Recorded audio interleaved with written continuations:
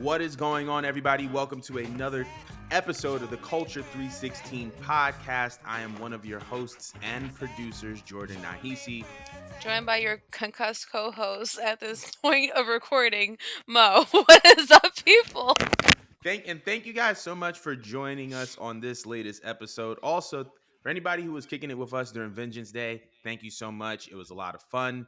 There's a lot to talk about and unpack. But first things first, if you're listening on Apple or Spotify podcast, be sure to give us a subscription. Be sure to give the show 5 stars. This is how we expand the show, how we grow as a show. And if you're watching on YouTube, be sure to like, comment, and subscribe. There's been a lot going on. Dynamite literally just went off the air. Sting and Darby Allin are the brand new AEW Tag Team Champions.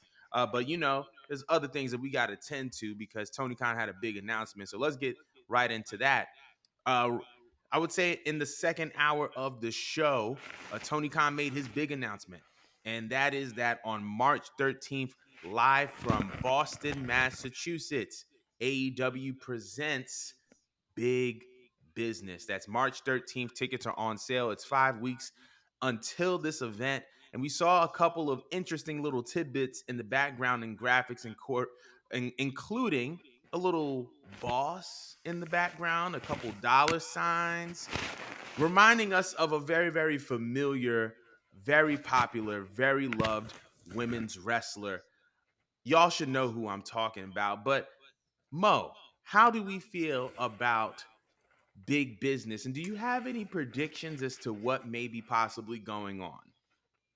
I mean, the biggest thing is obviously, that Sasha Banks is clearly coming back. I mean, they've been talking about it all over the news for like the last freaking week or whatnot. So, I mean, that's pretty cool. I mean, I'm still like bummed out that she's not in the E, but I mean, she's happy. She's happy. Mm. And I'm assuming they got a big build going for it. And I was just talking about this earlier on the phone with Zaire, but I just find it really interesting how like while AEW got their shit going over there with their allegations with Well, Jericho, and then WWE meaning. well the over there in AEW they got the Jericho stuff, Oh and yeah, they then do. in Yeah. WWE they got their stuff going. It feels like wrestling's also imploding, but at the same time they're working their asses off to distract you from what's going on. So I was acknowledging that between both companies. So it's kind of interesting because I'm like, I never had such a fun time being a wrestling fan and Mm-hmm. also disgusted. So it's pretty awesome, and congratulations for them. Going to Boston, Massachusetts, and like I'm actually looking forward to see what they do with Sasha Banks. 'Cause even though I wanted her in the E, I mean I feel like she has some plans. She has something big crafted. I mean they wouldn't go out their way to do all these video packages for nothing. The biggest question is like what's her first opponent?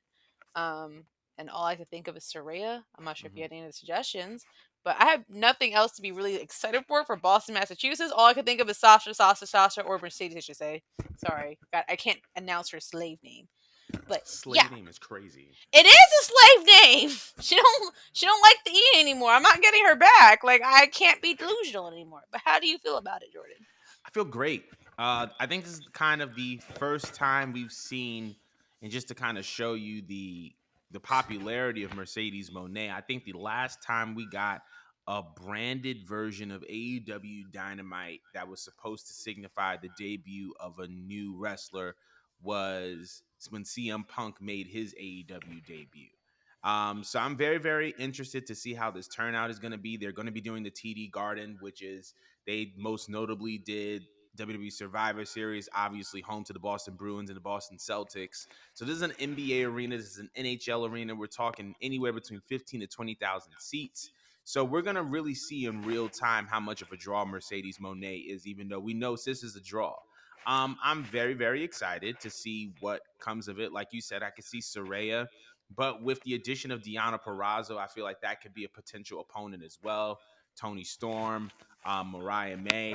I feel like there's a lot of possibilities when it comes to Mercedes Monet in AEW, and I'm just Mhm. glad that even though she's not going to be necessarily in the E, she's clearly getting the treatment she deserves with AEW, especially if they're making a spectacle out of her AEW debut. So I'm really, really Hello. happy, and I'm really, really eager to see what's next for her. But we want to know how you guys feel about apparently and allegedly what seems to be the That's debut of strange. Mercedes Monet in AEW? Let us know in the comments below. But we're gonna be moving on to the next topic. So obviously, this past, I believe it was Saturday or Sunday, we all watched NXT Vengeance Day. It was a loaded show. A lot happened, especially towards the end. And I wanted to get your impressions of your highlights of the night, um, and just how you felt about the show overall. How did you feel about NXT Vengeance Day? Um, I went into it thinking it was for black people, and I did not get the notice that it was indeed not for black folks during Black History Month. Um, I think we're like 1-0 or one no sorry 1 in what 5? There was 5 or 6 matches. Yeah. Um there was like 3 4 matches that had black folks on it. We lost like 2 or 3. I was like, oh my God. And then I was like, all right, if they gonna lose the cup, then Mello gotta come through. You can't just do that to Mello yet again. Sorry, Mello to Trick yet again. And then surely enough, Mello was being a bitch. At this point, I was turned up Mm, into space, and I was so mad. I was adding everyone. I was adding Mello. I was adding Rock. I was adding AJ Lee. I put Punk into it. I was so upset. I was just like, yo, I had it up to here. I was mad excited for this pay per view, and the only person that was able to carry weight was yours truly. What you call the championship again? the NXT BET Plus champion Obafemi. Yeah, there you Yes. go. Oba. Oba was the only one that pulled through for us. That's all I had to hang my hat on. We had black on black crime on Black History Month. That's how we ended the show. I was stressed.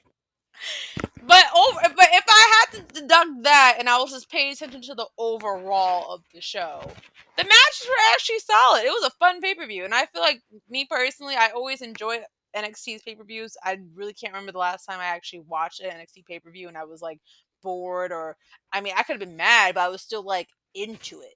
Like Hmm. all the matches I thought were pretty much solid. I mean, I was pretty lit at the end, but I thought the main event was cool. I want to say my favorite one of the night had to definitely be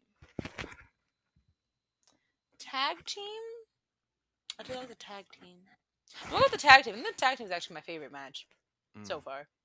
But yeah, yeah. We discussed the Mello's turn here. Yes. Yes, we are. Okay, yeah, he a bitch. No, it's just okay. Like I'm mad at the timing when they chose to do this. And I know it's gonna create a good feud. I know it's gonna be a really, really good, hard hitting feud. It's just that I wasn't ready. I wasn't ready, and then this man had the audacity to pull an HBK on us the next night or next 2 nights, and have Trick's music and then laugh at us. Like I want to make sure my boy is okay. Why'd you have to sneak him like that? Like he just did right by you. He held you down for how many years while you was champion? You can let him have this moment. Why you gotta be a hater? Mello's like a reminder of that type of friend you have to avoid. That like Yep. they like you, but they just don't want you to be better than them. Yep. Okay, they will not allow that. They'll disarm you. Like Mello just got me tight. I mean, I don't know, bro. I don't know. How do you feel about it? So I'm gonna start with the NXT Vengeance Day overall impressions. Obviously, anytime NXT does a show, super fun, super solid. My favorite match of the night was probably OTM versus the family. Obviously, us seeing Jada Parker kind of pop out for the first time. I Oh yeah. think it was a good little showing for her. Um, Oh. However, what I will say though is that I feel like NXT has kind of struck this balance between what their premium live events were when they were kind of in the initial 2.0 era and what the takeovers used to be. And they have this really nice mix of the old and the new. I also really, really like the Dusty Cup, the Dusty Cup finals, the match in the beginning. Um, all signs are kind of pointing towards Baron heading towards the main roster. So if that is actually the case, I'm glad that he got that W. I'm glad that he got that win and added that to his resume. Now, on to the heel turn. This feud is about to feed families, and I'm so excited. I like. I like this is really about to be, you know, Gargano and Champa on Revolt TV. It's like the love child that we always needed. All right. This is about to be a fantastic feud. We all know what Mello is capable of. I feel like Mello and Adam Cole are very, very similar in the sense that when these guys are heels, they cook. And so I think that we're gonna see a heel Mello going up against arguably the most over face in NXT in Trick Williams.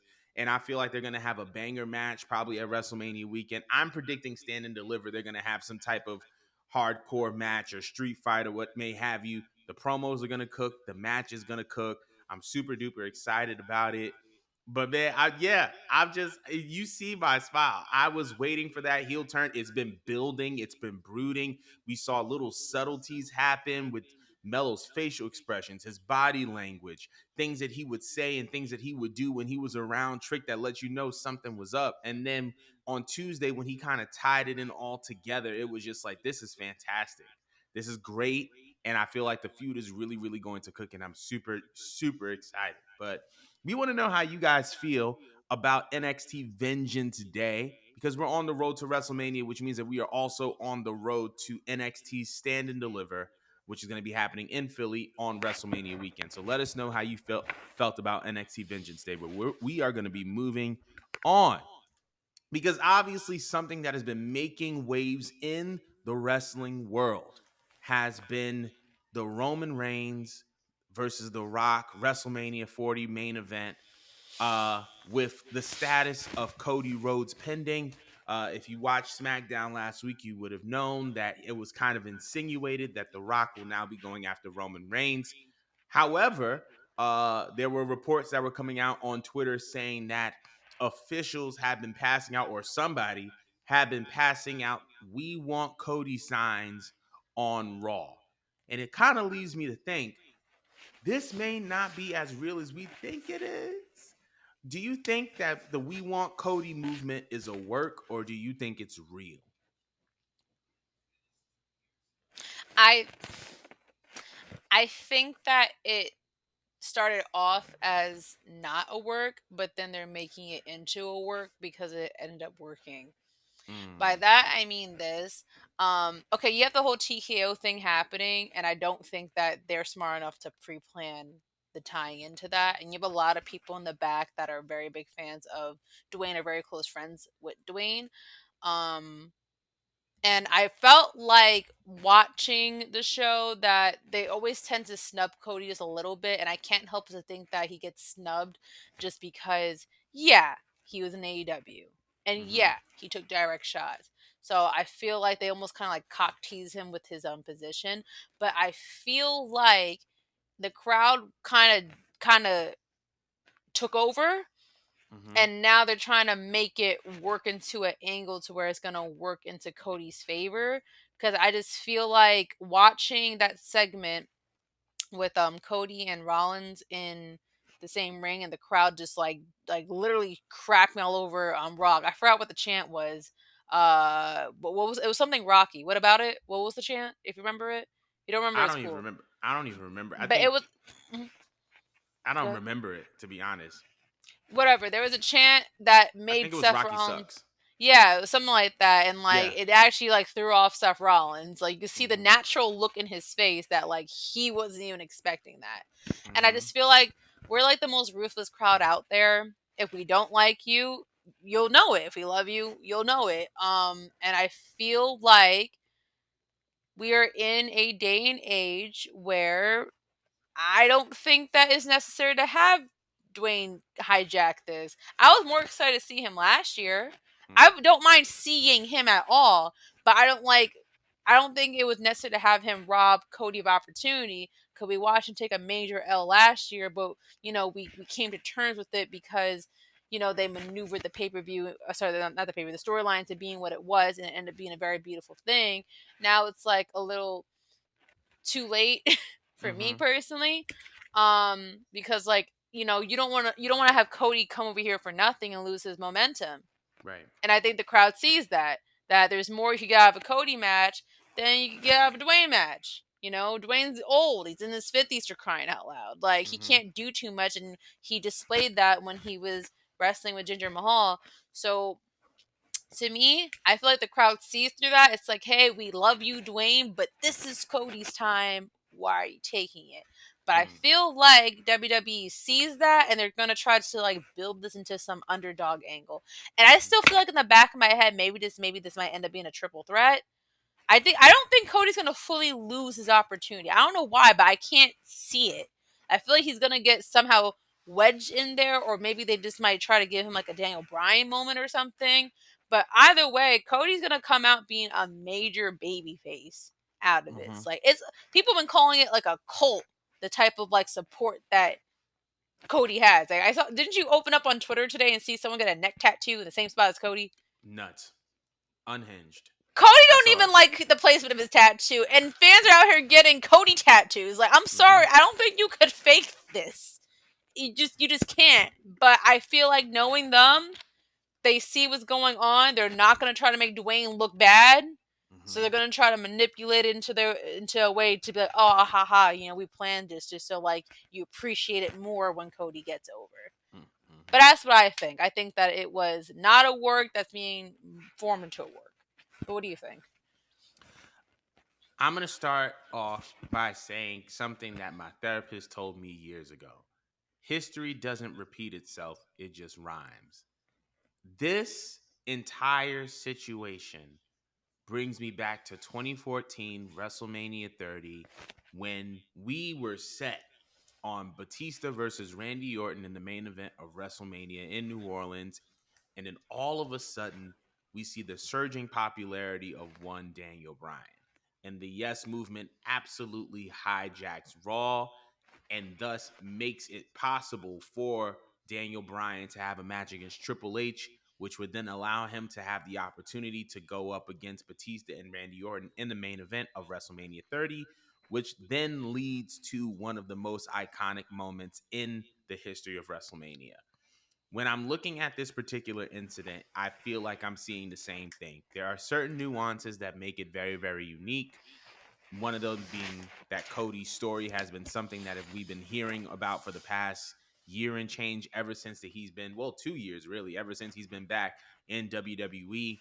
I think that everybody was kind of set on Roman and Cody happening at Mania, especially at the end of the Royal Rumble when we saw Cody point to the WrestleMania sign and then point at Roman Reigns, kind of implying that I'm going after your title, bro.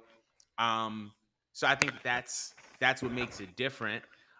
As far as it being a work or uh, you know, a real thing, I feel like it's kind of a little bit in between because I feel like none of this was really planned. Because once again, the initial plan of everything was that we were going to have Punk and Seth, and then we were going to have Cody and Roman, right? That's what it looked like was going to happen until we found out that CM Punk is unfortunately injured and will be missing 6 to 12 months for rehabbing and all those things. So I feel like nothing was really set in stone, and I feel like nothing was really the A plan to go to. I feel like there were certain things that were said that kind of implied certain things, and then fans kind of ran with it. You know what I'm saying? Like between the stare down between Rock and Roman, between Cody saying I have somebody to bring in, nobody really knows who's facing who. Everything has just been implied. Everything has just been kind of like a little hint here, a little hint here. And I actually kind of think it's genius because it's like because everybody's mad, but nobody confirmed anything. Nobody confirmed anything. It's like, oh well, Rock is taking Roman's, Rock is taking Cody's spot. Who said Rock was taking Cody's spot? They just locked eyes. And I think that's the genius part about it is that nobody has really confirmed anything, but everybody kind of sees an interaction and they run with it. So Yeah. WWE has the the pleasure and the advantage of getting all these interactions and sowing all these different seeds, but they haven't committed to anything yet. Which means that the WrestleMania main event is still unknown and it could be anything. I do believe that this WrestleMania press conference, whenever it is and whatever it is probably going to be the beginning of the actual build.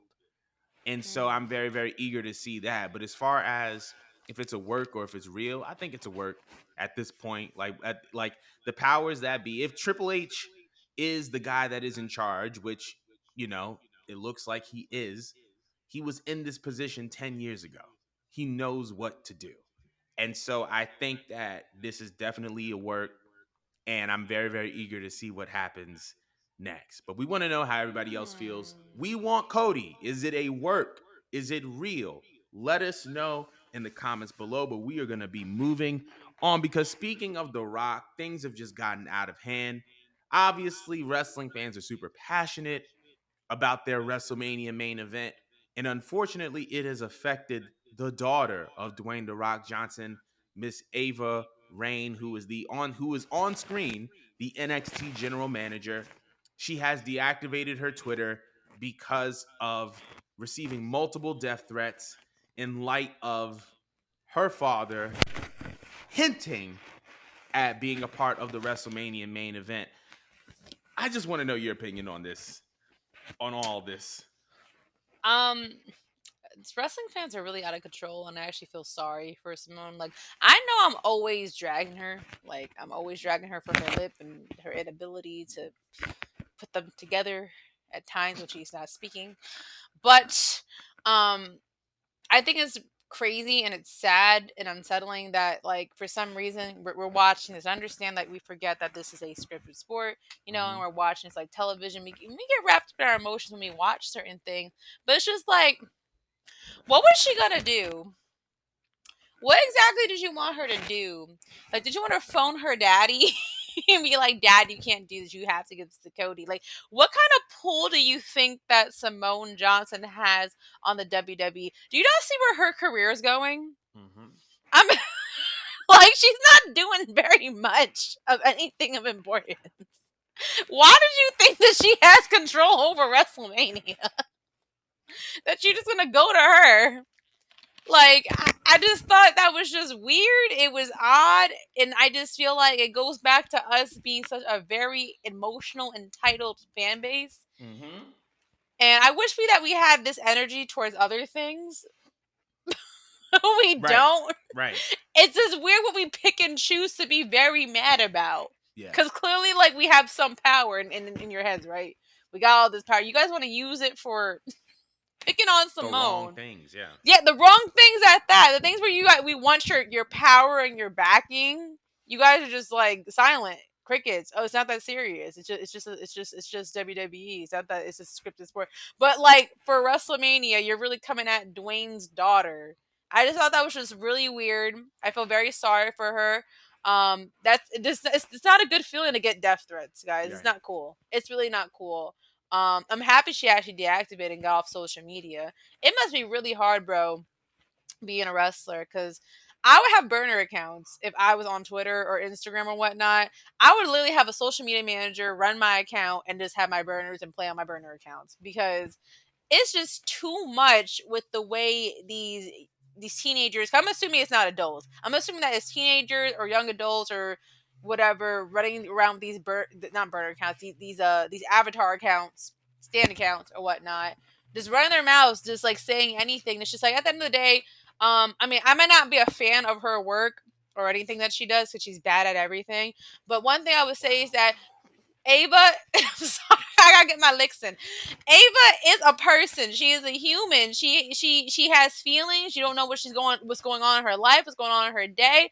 Y'all could have said something that really actually pushed this girl to the edge. All over a goddamn main event. Like, do you not see how weird that is? Like, channel that energy into something else to be mad at. Leave the girl alone. I hope she's somewhere happy, healing with her friends, her family, not thinking about this. Like, bro, Mm. chill out. Chill out. I can't stand you guys sometimes because I enjoy being a fan up until shit like this happens and I had to speak on behalf. Like, yo, I I try to defend that we're not that embarrassing, and then y'all just pull things like that where you're either stalking people or you're harassing them or you're infiltrating their houses. Like, I can't. I can't keep up. Stop it. Just be normal. It's not that hard. Damn. Jordan, take it away. I'm weak. So here's my thing, right? When you were like, I'm assuming as teenagers, I like wrestling fans are so passionate that I feel like she's getting this from all different audiences, and that's what just makes it more disturbing, right? Like death threats are just like never okay. Like they've Mhm. never been okay. And what's worse Mhm. is that you will do this on social media and then you'll see these people in person and you won't peep a word. And that to me is like a whole other level of cowardice to me. But yeah, like in addition to the fact that Ava doesn't have any pull, I just don't think that it's just acceptable as a human being to issue a death threat to anyone, Yeah. regardless of what their relationship is to anyone. Right? Like Mhm. we all have our personal preferences. We may not agree with the creative decisions of every wrestling company or every wrestling storyline, but that does not warrant death. It just doesn't. And there's Not at all. no rational reason or rational based reason for you to be threatening somebody when you don't get the main event that you want. It just not Or anything that you want. it's not that deep. It's not that deep. I promise it's not that deep. But I do want to say, Ava, I hope that you are taking this time to recharge and refuel and get around some people that love you and that care about your well-being. Obviously, social media is not real life, but the things that we hear and that we see on social media can be very, very destructive to our holistic being. I just hope that you're doing what's best for you right now in this point in time and that you are getting the necessary help in order for you to be the best version of yourself that you can possibly be. But we want to know how you guys feel about this. Why are y'all sending death threats to these people? It's not Go cool. It's not outside. funny. Yeah, go outside, drink some water, get hydrated. A lot of y'all dehydrated. And that's the problem. pH balance off and you sending death threats. That's crazy. But let us know how y'all feeling about Ava in the comments Yo. without any depth. Because if y'all say anything harmful in these comments, I will block you. But we And are I'll moving fight on. you. We're moving on because speaking of block, the Beast incarnate, Brock Lesnar, has been removed from the 40 years of WrestleMania edition of WWE 2K24. It was announced a couple weeks ago that WWE 2K24 will be released. And they have three different covers: one with Cody Rhodes, another one with Bianca Belair and Rhea Ripley, and then another one with multiple superstars on the 40 years of WrestleMania edition. But Brock Lesnar has been removed, obviously, in light of these sexual assault allegations that have been running rampant about multiple WWE officials. Brock has been lumped in with some of those allegations. Do you think that 2K and that WWE made the right move? Because now I believe Brock is off and John Cena is on. Do you believe that WWE 2K made the right move by taking off Brock Lesnar? You could never go wrong with having John Cena on a cover, and I'm actually Right. surprised he's not on the cover originally because Right. he Yeah. actually was. Yeah, he was a recent face that we saw, so very Mm-hmm. much shocked about that. Now are they wrong to remove him? No, because um, well, it was kind of blatantly put out there. I know they said allegedly, but come on, how many MMA UFC fighters you have? Yeah. Yeah. Saying the shoe fits. All Right. right. Like you at that point, it's not very marketable that this is an ongoing thing. You try and get pre-orders out.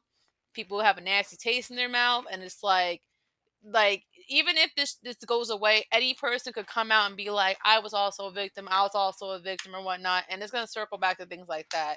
You know what I mean? It's not a good look. I'm pretty sure Brock don't care, to Yeah. be honest. Yeah. Just get him and his personality. He already kind of like a paid his dues and he kind of milked this company and got whatever the hell he wanted. I mean, it probably was like the easiest pension that anyone could possibly ask for that he lost.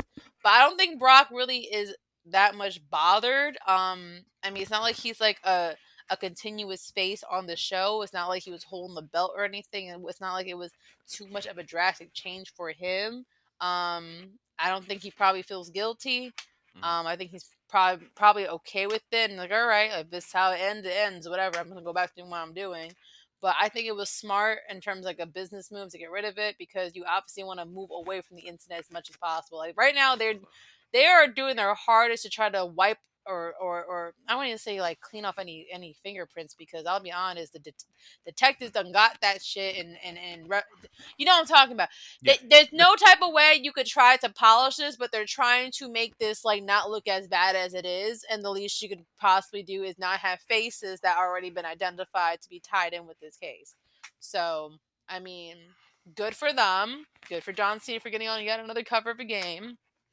Um, can we take off Hogan while we're at it, though? Please take off Hogan off of I'm just 2K24. saying, while we're at it, with Please. terrible people that don't represent your company correctly, can we take off the person that dropped the N word and said obscene things about black people? It is Black History Month. It's the perfect time to make it right. All right, take it off now. Take Please. it all off. Please. I'm sorry. You're good. For the love of God, I hate please him. take Terry. Please take. I'm not calling him by his. I'm not calling him by his stage name. I'm calling him what his mama called him. Please take Terry off of 2K24. I don't know what. I don't know. Like, are y'all dumb? Like, this man had a whole retirement banner in Madison Square Garden, and they took it down. They took it down. Ain't a lot of Well, there are some banners up there, but like, do you know how bad of a human being you have to have your banner taken down from Madison Square Garden? Like, dog, just take Terry off the cover. He said the N word. Well, a lot of y'all be saying the N word. That's another story. But as for Brock Lesnar, I think that this was obviously a great move for business. We all know how accomplished Brock is in the ring, but this is one of those things where you don't, these allegations are very, very sticky. These allegations aren't necessarily the best. And so anybody that is associated with that, I feel like it's going to be kind of dealt with in a way that is going to probably take them out of positions to be prominently featured on WWE programming, WWE product, merchandise, and video games are part of that line. I'm very surprised that like John Cena was not the primary go-to person to put on a WrestleMania You're cover, right. considering he won his first WWE title at WrestleMania He was there 21. for 20 years of the 40. Right, he was 21. He won the title. 22 Triple H main event. 23 main event. 24. I don't think he was main event, but like he main evented a good amount of WrestleManias and also won and was also the face of your company during the PG era along with Randy Orton. I don't know. Listen, man, but I think that it was just good business that they took him off. Um, I believe that we are just now hitting the surface of these allegations. We heard some stuff today regarding Ashley and John Laurinaitis. Ashley, who, rest in peace, was a former WWE diva who who had like accusations against certain WWE officials about being, unfortunately sexually assaulted and or raped in Kuwait. And it was, you know, she said that John Laurinaitis tried to cover it up. John Laurinaitis denied it, and then a former executive came out and then said that Ashley's story was true. So these allegations, I believe, we are just now kind of scratching the surface, and it's just really, really unfortunate and sad. But back to the case of Brock, I think that this was a very, very smart business move. And I think that once again, we have just scratched the surface. It's going to be very, very interesting to see what happens within the next year because I feel like a lot of quote unquote legends' names are going to be brought up. But we want to know how you guys feel about Brock Lesnar being taken off of the 40 years of WrestleMania edition cover of WWE 2K24. Let us know in the comments below. But we're going to be moving on because in another huge move today, TNA Wrestling has fired Scott D'Amore. Only weeks after Stardom released a couple of their executives, or one of their executives, and the grounds of his termination was a breach of contract. I don't know what's happening because this has happened to TNA, this has happened to Stardom. Um, how do you feel about this? How do you feel about Scott D'Amore losing that TNA president position just weeks after successfully rebranding back into TNA from Impact?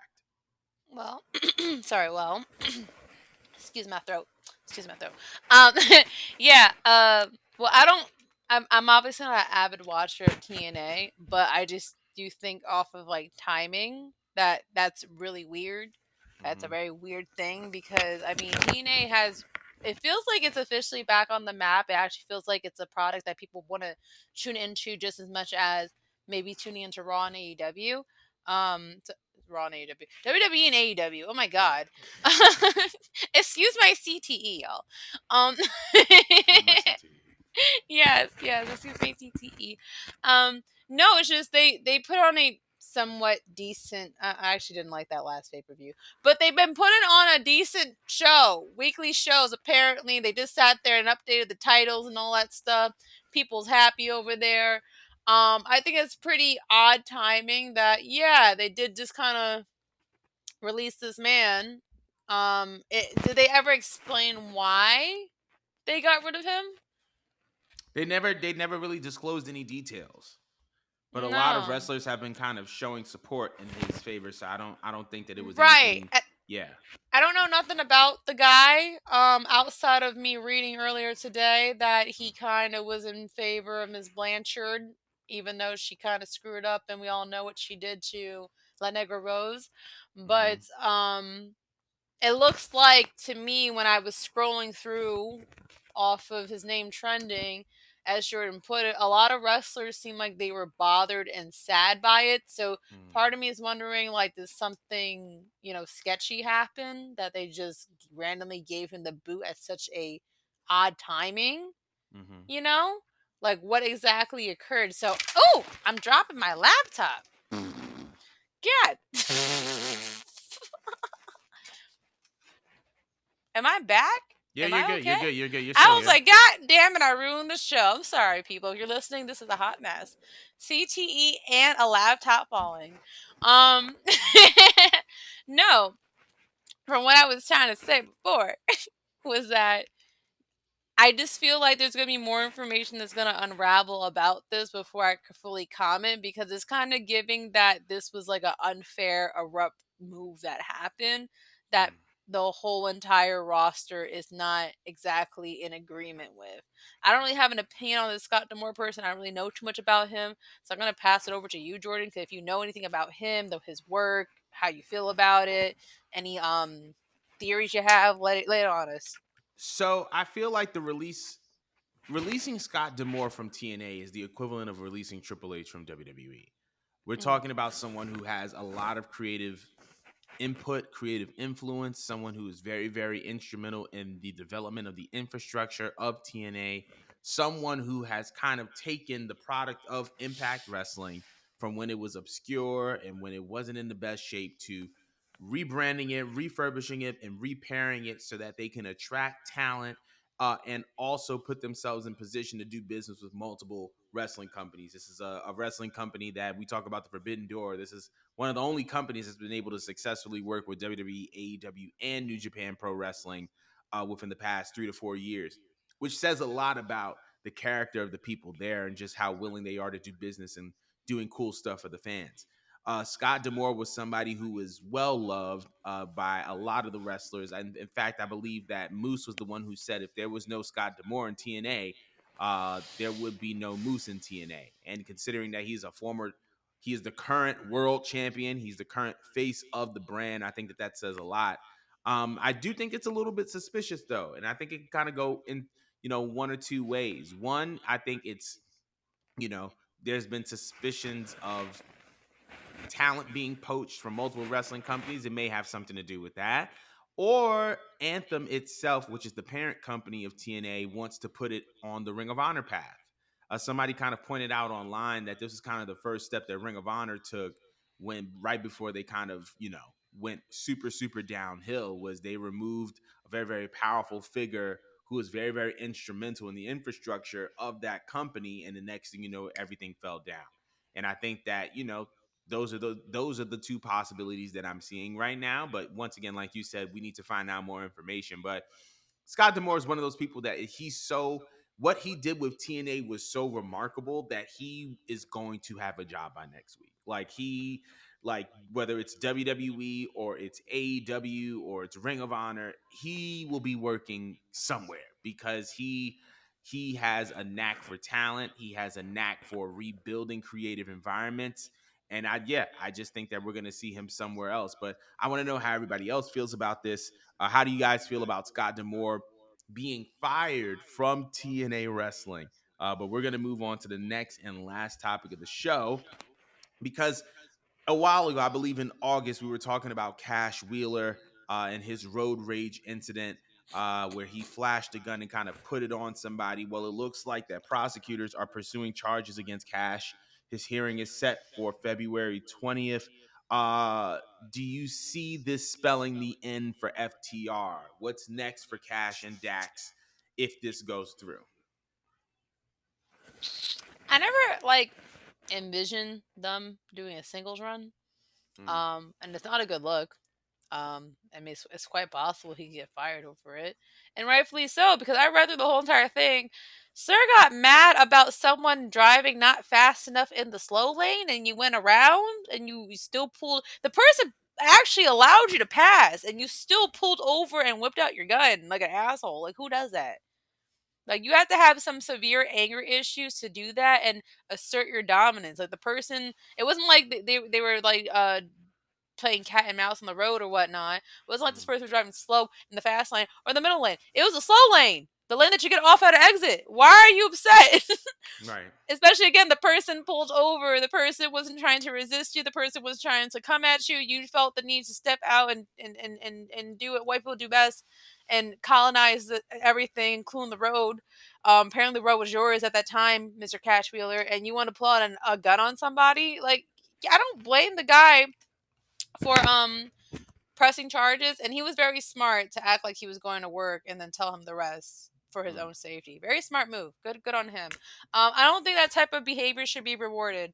I feel like when you're I feel like when you're a wrestler, you're a celebrity, and I feel like you need to carry yourself a very certain type of way, just hmm because you are a constant reflection of the company that you are assigned to. And it just kind of comes off like you don't give a shit about this company, your position, and the the TV time that you get on that other people aren't getting, because hmm look at the stuff that you're doing off the clock that is not only risking yourself but also you're in a direct connection to our company, so it's a bad look on the type of people that we hire, that we choose to put on TV, that we choose to give the belts to.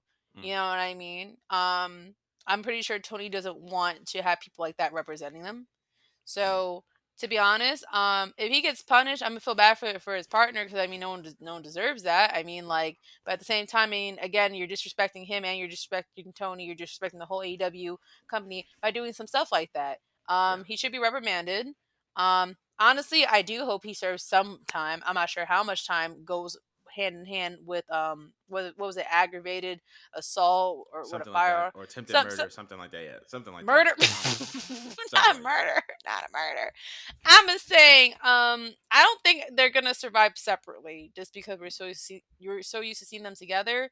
um I would say I hope they don't get fired, because if you fire one, then the other one's gonna be left hanging, Right. and it's like, where else would you go? TNA? Or does New Japan even have a tag team division? Absolutely, absolutely, they do. Okay, yeah, okay, but yeah, that was a dumb question. CT. Um, I'm gonna use that card all day. All day, C- all week, just CTE. CTE. No saying. I mean, that's probably their only next best bet. I'm not sure how strict they over there in Japan. If you pull someone over and point a gun at them, I'm pretty sure he'll learn next time. What do you think about this, Jordan? I was looking up I guess the charge. It's the state of Florida versus Daniel Marshall Wheeler on aggravated assault with a deadly weapon. I think that is the official charge. But man, let this have been one of us. I feel like it would be more talked about. It would be in more circulation than it is now. I actually kind of see Dax doing a singles run, so I'm not really that much concerned about him. Really? But like you said, to kind of piggyback off of what you were saying, like you do the crime, you do the time, right? Like if stuff like this, it's unacceptable and it's extremely irresponsible. to be pulling out a grip in broad day, well, night, but pulling out a Whoa, grip. whoa. What? Pulling out a grip at night. Pulling out a grip at night. Pulling out a grip at night. But it's I'm just super. sorry.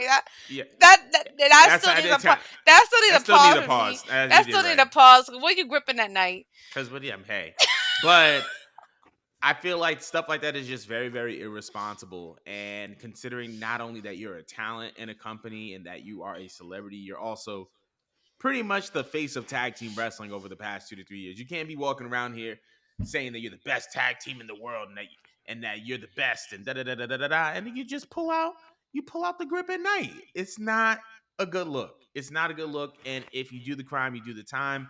Obviously, like that's like we want to see you win. This is never like a comfortable conversation to have. It's like, yeah, you're going to jail, woo. But at the same time, it's like, dog, you can't be doing that. And so I feel like you need to be dealt with accordingly. But I hope that, there is some type of resolution that is just in all of this. But we want to know how you guys feel. How do you feel about Cash Wheeler potentially seeing some prison time because of him pulling out the grip at night? But that concludes our show for today. Thank you so much for joining us. And we'll see you guys next week. Woo!